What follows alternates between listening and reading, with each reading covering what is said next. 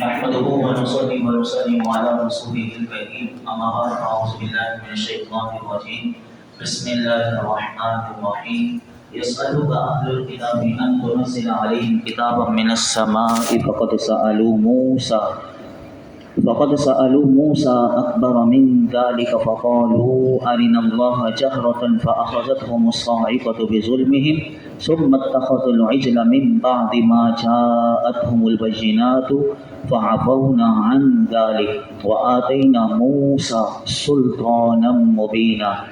اے حبیب، اہل کتاب آپ سے سوال کرتے ہیں کہ آپ ان پر آسمان سے ایک کتاب اتار دیں، تو یہ لوگ تو موسیٰ سے اس سے بھی بڑا سوال کر چکے ہیں، جو انہوں نے کہا تھا اے موسیٰ اللہ ہمیں اعلانیہ دکھا دو، تو ان کے ظلم کی وجہ سے انہیں کڑک نے پکڑ لیا، پھر ان کے پاس روشن نشانیاں آ جانے کے باوجود وہ بچھڑے کو معبود بنا بیٹھے، پھر ہم نے یہ معاف کر دیا اور ہم نے موسیٰ کو روشن غلبہ عطا فرمایا۔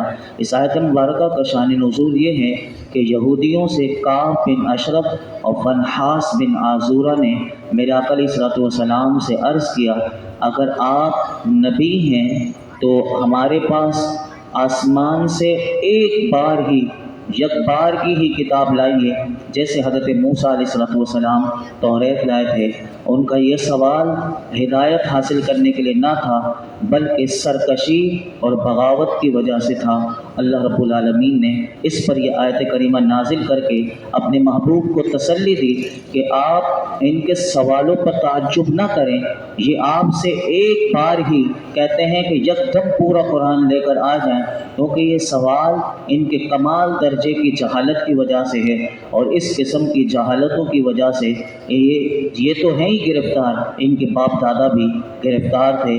اگر ان کا یہ سوال طلب ہدایت کے لیے ہوتا تو پھر دیکھا جاتا تو کسی حال میں یہ تو ایمان لانے والے نہ تھے۔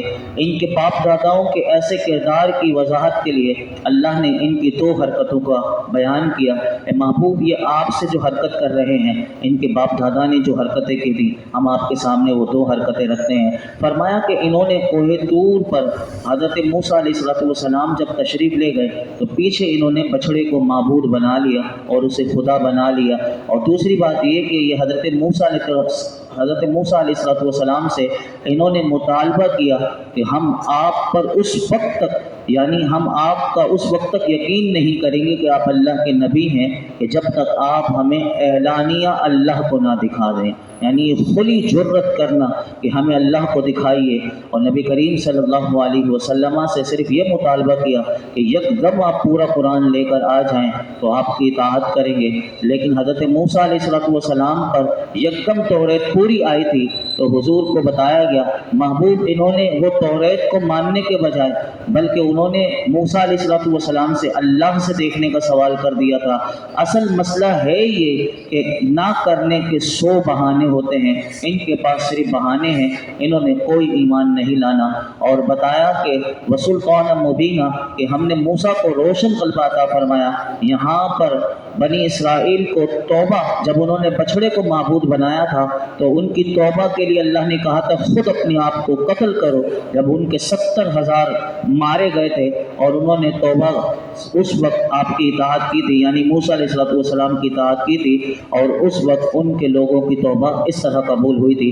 ان کے جو جرم ہیں اس کی مزید فہرست آگے آئے گی۔ فرمایا وَرَفَعْنَا فَوْقَهُمُ الطُّورَ بِمِيثَاقِهِمْ وَقُلْنَا لَهُمُ ادْخُلُوا الْبَابَ سُجَّدًا وَقُلْنَا لَهُمْ لَا تَعْدُوا فِي السَّبْتِ وَأَخَذْنَا مِنْهُمْ مِيثَاقًا غَلِيظًا۔ پھر ہم نے ان سے عہد لینے کے لیے ان پر کوہ طور بلند کر دیا اور ان سے فرمایا دروازے میں سجدہ کرتے داخل ہو، اور ان سے فرمایا کہ ہفتے کے دن میں حد سے نہ بڑھو، اور ہم نے ان سے مضبوط عہد لیا۔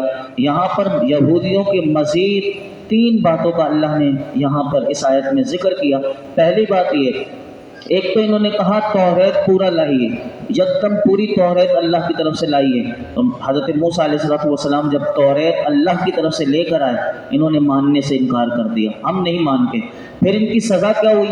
اب انہوں نے خود کہا تھا کہ ایک بار ہی آپ اللہ کی پوری کتاب لے کر آ جائیے. اب جب انہوں نے نہیں مانا تو ان کو سزا کیا ملی کہ کوہ طور کو اللہ نے حکم دیا فرشتے کو اسے اٹھا لو اور اس بستی کے اوپر کر دو. اور ان کی ساری بستی کے اوپر کوہ طور کو یوں مسلط کر دیا گیا اور کہا مانتے نہیں مانتے، یعنی ہوا میں معلق کر دیا کوہ طور پہاڑ کو. تو انہوں نے جب دیکھا کہ یہ پہاڑ تو ہمیں کچل کر رکھ دے گا تو انہوں نے اس وقت اس کو مانا. اور دوسری بات یہاں پر بتایا گیا کہ بیت المقدس یا اریحہ نامی بستی سے انہیں کہا گیا تھا کہ دروازے سے داخل ہونا ہے تو سجدہ کرتے ہوئے اللہ کا حکم یہی تھا، لیکن وہ اب پہلے بارے میں بھی سن چکے ہیں کہ وہ اللہ کی نافرمانی انہوں نے وہاں پر بھی کی تھی، وہ دوبارہ اللہ رب العالمین نے ذکر کیا. تیسری بات جو اس آیت میں بتائی گئی کہ انہیں ہفتے کے دن شکار کرنے سے منع کر دیا تھا کہ تم مچھلیوں کا شکار نہیں کر سکتے، لیکن انہوں نے وہ بھی آپ پہلے پارے میں سن چکے کہ اس میں بھی ہیلا نکالا. یعنی تینوں باتوں میں اللہ کی خلاف ورزی کی، تینوں باتوں میں. اور اللہ رب العالمین سے جو انہوں نے مضبوط وعدہ کیا تھا، عہد کیا تھا، اس کو توڑ دیا. اس کا ذکر کر کے بتایا یہ یہودی کیا کرتے ہیں، ان کے باپ دادا یہی کام کرتے تھے. اسی طرح آگے فرمایا فَبِمَا نَقْضِهِمْ مِيثَاقَهُمْ وَكُفْرِهِمْ بِآيَاتِ اللَّهِ وَقَتْلِهِمُ الْأَنْبِيَاءَ بِغَيْرِ حَقٍّ وَقَوْلِهِمْ قُلُوبُنَا غُلْفٌ بَلْ طَبَعَ اللَّهُ عَلَيْهَا بِكُفْرِهِمْ فَلَا يُؤْمِنُونَ إِلَّا قَلِيلًا. تو ہم نے ان پر لعنت کی، ان کے عہد کو توڑنے اور اللہ کی آیات کے ساتھ کفر کرنے، انبیاء کو ناحق شہید کرنے اور ان کے یہ کہنے کی وجہ سے کہ ہمارے دلوں پر غلاف ہیں، بلکہ اللہ نے ان کے کفر کے سبب ان کے دلوں پر مہر لگا دی ہے تو ان میں سے بہت تھوڑے ایمان لاتے ہیں. یہاں اہل کتاب کے جرائم کی ایک اور فہرست اللہ رب العالمین نے بیان کی کہ ان پر غضب الہی کا، جو ان پر غضب ہوا اللہ کا، اس کا بیان شروع ہوا. اور یہودیوں کے جرائم کی فہرست تو بہت طویل ہے. اس آیت میں اور اس سے اگلی آیت میں ان کے آدھے یعنی نصف درجن علماء کہتے ہیں کہ جرائم کو اللہ رب العالمین نے بیان کیے. سب سے پہلا جرم، یہودیوں نے اللہ کے سے کیے ہوئے وعدے کو توڑ دیا. نمبر 2، کہا کہ اللہ کی نشانیوں کا انہوں نے انکار کیا جو انبیاء علیہ السلام کی صداقت پر دلالت کرتی تھی، جیسے کہ حضرت موسیٰ علیہ السلام کو اللہ نے معجزات عطا کیے، یہ قوم نے اس معجزات کا انکار کر دیا، گویا کہ نبی کا نبوت کا انکار کر دیا جو ان کی صداقت پر دلالت کرتی تھی، اس کا ذکر کیا. یہ ان کا جرم تھا. تیسرا جرم یہ تھا کہ انہوں نے نبیوں کو شہید کیا. یہ قوم ایسی قوم ہے کہ انہوں نے، اور فرمایا کہ یہودی خود بھی سمجھتے تھے کہ ہم نے جو انبیاء کو شہید کیا ہے یہ ناحق شہید کیا ہے. یہ بھی اللہ رب العالمین نے بتا دیا. چوتھی ان کا جرم یہ بتایا کہ یہ حضور کی بارگاہ میں جب آتے تھے تو کیا کہتے تھے؟ کہتے تھے کہ ہمارے دلوں پر غلاف چڑھے ہوئے ہیں اس لیے ہم آپ پر ایمان نہیں لاتے. قرآن نے کہا یہ بھی ان کا جھوٹ ہے اور حضور کی دعوت کو ٹھکرانا تھا، یہ بھی ان کا سبب عذاب ہوا. اور پانچواں اور چھٹا جرم اگلی آیت میں آ رہا ہے. اور اسی طرح یہودی یہ جو کہتے تھے ہمارے دل پر پردے پڑے ہوئے ہیں، اللہ نے کہا محبوب ان کے دل پر پردے کیا پڑے ہوئے ہیں، بلکہ انہوں نے جو کفر کیا ہے یہ کفر کی وجہ سے اللہ نے ان کے دلوں پر مہر لگا دی ہے. لہٰذا یہ ایسے یہودی ہیں کہ ان پر کوئی واعظ، کوئی نصیحت، کچھ بھی ان کے دلوں پر کارگر نہیں ہوگی. علماء نے اس سے ہمارے لیے ایک مسئلہ نکالا. فرمایا کہ جب بدکاریاں انسان کی بڑھ جائیں اور کفر بڑھ جائے تو یہ بھی دل پر مہر لگ جاتی ہے. یعنی انسان کو اپنے آپ کو بدکاریوں سے بچانا چاہیے.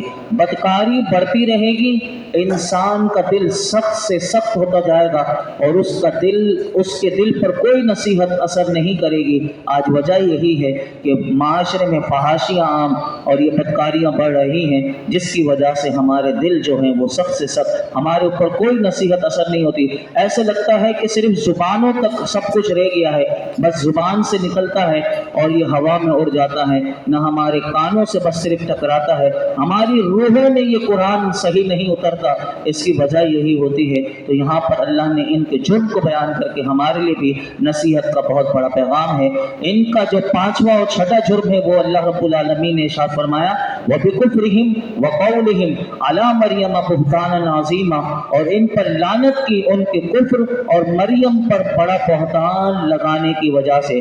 پانچواں جرم ان کا یہ بیان کیا کہ انہوں نے حضرت عیسیٰ علیہ السلام کے ساتھ بھی کفر کیا، یعنی موسیٰ علیہ السلام کو مانتے تھے، عیسیٰ علیہ السلام کا انکار کر کے یہ کفر کیا۔ چھٹا جرم یہ کہ انہوں نے ان کی ماں پر تہمت لگائی، یعنی تہمت لگائی۔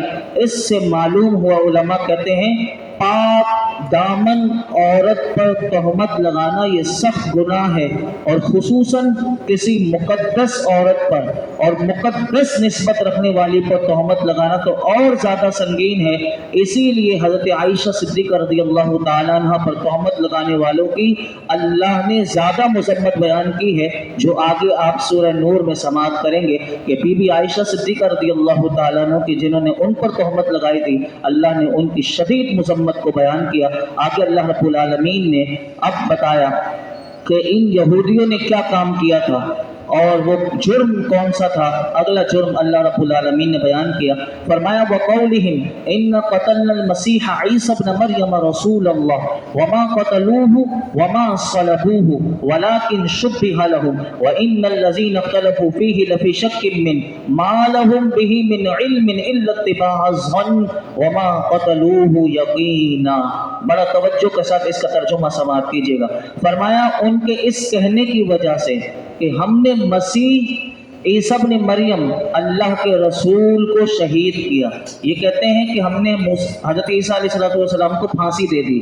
اب اللہ رب العالمین ان کا رد کرتے ہوئے کیا فرماتا ہے، فرمایا کہ حالانکہ انہوں نے نہ تو اسے قتل کیا نہ سولی دی، بلکہ ان یہودیوں کے لیے عیسیٰ سے ملتا جلتا ایک آدمی بنا دیا گیا، اور بے شک یہ یہودی جو اس عیسیٰ کے بارے میں اختلاف کر رہے ہیں ضرور اس کی طرف سے شبہ میں پڑے ہوئے ہیں۔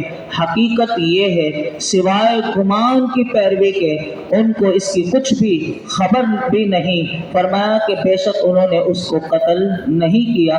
یہاں پر ساتواں جرم یہودیوں کا بتایا کہ ان کا ساتواں جرم یہ ہے کہ انہوں نے یہ دعویٰ کیا کہ ہم نے حضرت موسیٰ علیہ السلام حضرت عیسیٰ علیہ السلام کو قتل کر دیا، اور عیسائیوں نے بھی پھر اس کی تصدیق کی کہ ہاں انہوں نے عیسیٰ علیہ السلام کو پھانسی دے دی اور سولی پر لٹکا دیا۔ اللہ نے ان دونوں کی تکذیب کر دی، یہودیوں کی بھی کر دی، عیسیٰ علیہ السلام کے ماننے والے جو تھے کہ جو بظاہر ماننے والے تھے ان عیسائیوں کی بھی تکذیب کر دی۔ اور پھر واقعہ علماء نے لکھا، واقعہ یہ ہوا کہ ایک منافق تھا۔ آپ دیکھیے کہ منافق ہی یہ کام کرتے ہیں، ہر کام جس آپ دیکھیں گے لڑائی ہو فتنہ ہو کوئی بھی کام ہو اس میں آپ کو منافق ہی نظر آئیں گے۔ یہ منافق لوگ بڑے خطرناک ہوتے ہیں۔ فرمایا کہ انہی منافق شخص میں سے یہودیوں نے ایک منافق شخص کو ہائر کیا اور حضرت عیسیٰ علیہ السلام کا پتہ دینے کے لیے اس کو بھیجا۔ اب یہ منافق شخص جب یہودیوں کو حضرت عیسیٰ علیہ السلام کا پتہ دینے کے لیے آپ کے گھر میں داخل ہوا، یعنی حضرت عیسیٰ علیہ السلام کے گھر میں داخل ہوا، اللہ رب العالمین نے اسی منافق کو حضرت عیسیٰ کا ہم شکل بنا دیا، اور آپ کو آسمان پر اللہ نے اٹھا لیا، حضرت عیسیٰ علیہ السلام کو، اور یہودیوں نے اسی منافق کو حضرت عیسیٰ علیہ السلام سمجھتے ہوئے دھوکے میں اسی کو سولی دے دی، اور پھر خود حیران تھے کہ ہمارا آدمی کہاں گیا، یعنی جس منافق کو ہم نے پتہ لگانے کے لیے بھیجا تھا وہ کہاں گیا۔ تو اللہ نے اسی بات کا ذکر کیا کہ وہ بھی اس میں شبہ میں پڑ گئے، شک میں پڑ گئے کہ پھر ہم نے تو اندر بھیجا تھا وہ کہاں گیا۔ تو پھر وہ دیکھتے تھے کہ چہرہ تو عیسیٰ علیہ السلام کا تھا، لیکن وہ بھی جانتے تھے کہ یہ ہاتھ پاؤں عیسیٰ علیہ السلام کے نہیں ہیں، تو اس طرح وہ شبہ میں پڑ گئے۔ چہرہ تو عیسیٰ علیہ السلام کا لیکن ہاتھ پاؤں عیسیٰ علیہ السلام جیسے نہ تھے، تو اس طرح انہیں شک بھی تھا کہ ہم نے ایسا کیا ہو گیا۔ اللہ رب العالمین نے اسی کا ذکر کر کے بتا دیا کہ وہ شک میں پڑ گئے، اور یقینی طور پر بھی یہ نہیں کہہ سکتے تھے کہ مقتول کون ہے۔ بعض کہتے ہیں کہ حضرت عیسیٰ علیہ السلام ہے، بعض کہتے ہیں کہ یہ چہرہ تو حضرت عیسیٰ علیہ السلام کا ہے لیکن جسم حضرت عیسیٰ علیہ السلام کا نہیں۔ اور یہودیوں کی پیروی میں علماء نے لکھا اس بات کو کہ کل قادیانی بھی اسی جہالت میں گرفتار ہیں، قادیانی بھی یہی کہتے ہیں کہ وہ ان کو سولی پر دے دیا گیا، وہ بھی آج اسی جہالت میں ہیں جیسے یہودی اور عیسائی ہیں۔ بل رفعہ اللہ الیہ وکان اللہ عزیزا حکیما، بلکہ اللہ نے اسے اپنی طرف اٹھا لیا اور اللہ غالب حکمت والا ہے۔ دوبارہ اللہ نے اس آیت کو بتا دیا کہ حضرت عیسیٰ علیہ السلام کو صحیح سلامت آسمان پر اٹھا لیا گیا، اور وہ 33 سال کی عمر ان کی تھی۔ جب قرب قیامت میں وہ دوبارہ تشریف لائیں گے تو ان کی عمر وہی ہوگی کہ جس عمر میں انہیں آسمان پر اٹھایا گیا تھا۔ اس سے آپ اندازہ لگائیں کہ جب میرا رب چاہے تو پھر زمانہ بھی کوئی تغیر نہیں لاتا، اور پھر کوئی بال پر، کوئی جسم پر کوئی اثر نہیں ہوتا۔ ایسے ہی جب جنت میں جب جنتی ہوں گے تو ان کا بھی کیا عالم ہوگا۔ اللہ رب العالمین ہم سب کو غور و فکر کی توفیق عطا فرمائے۔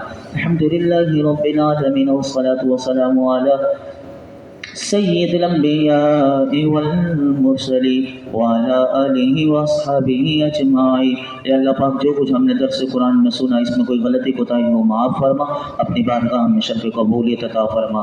یا اللہ ہمیں قرآن کا صحیح نور عطا فرما۔ یا اللہ قرآن کے نور میں ہمیں زندگی گزارنے کی توفیق عطا فرما۔ اس قرآن کے نور کی روشنی میں یا اللہ ہمیں باعمل بنا دے، باحیا بنا دے، با کردار بنا دے۔ ہمارے اندر اگر بدکاریاں ہیں تو دور کر دے۔ یا اللہ ہمیں ہر قسم کی بدکاری سے اور غلط کام سے محفوظ فرما۔ ہمیں اپنی نگاہوں کا کنٹرول عطا کر دے، ہماری زبانوں کا کنٹرول دے دے۔ میرے مولا ہمارے کانوں کا ہمیں کنٹرول دے دے۔ یا اللہ ہمارے پورے وجود کو پاک کر دے، ہمیں پاکیزہ زندگی دے دے، پاکیزہ صحبت میں بیٹھنے والا بنا دے، پاکیزہ قرآن کی تلاوت کی شوق و ذوق دے دے، پاکیزہ قرآن کو سمجھنے والا بنا دے، اس میں غور و فکر کرنے والا بنا دے۔ مولا کریم درس قرآن کی برکت سے ہمارے تمام بیماروں کو شفا دے دے۔ ہمارے رفیق بھائی کی اہلیہ کا آپریشن ہے، اے اللہ ان کی اہلیہ کے آنکھوں کے آپریشن میں عظیم الشان کامیابی عطا فرما۔ یا اللہ انہیں ہر قسم کی محتاجیوں سے محفوظ فرما۔ یا اللہ جتنے آنکھوں کی بینائی سے محروم ہیں، اللہ سب کی آنکھوں میں نور عطا فرما، اور ہماری آنکھوں کے نور کو سلامت کر۔ اے رب کریم ہم تجھ سے تیرے فضل کو، تیری رحمت کا سوال کرتے ہیں، ہم سب پر، عالم اسلام پر، ہمارے گھر والوں پر اپنا خاص فضل و کرم نازل فرما۔ یا اللہ نثار احمد کو بھی شفا عطا فرما۔ اس درس قرآن میں یہ جتنے حاضرین موجود ہیں ان سب کی جھولیوں کو بھر دے، جس کی جو مراد ہو یا اللہ پوری فرما دے۔ وصلی اللہ تعالی علی خیر خلق محمد وعلی آلہ وصحبہ۔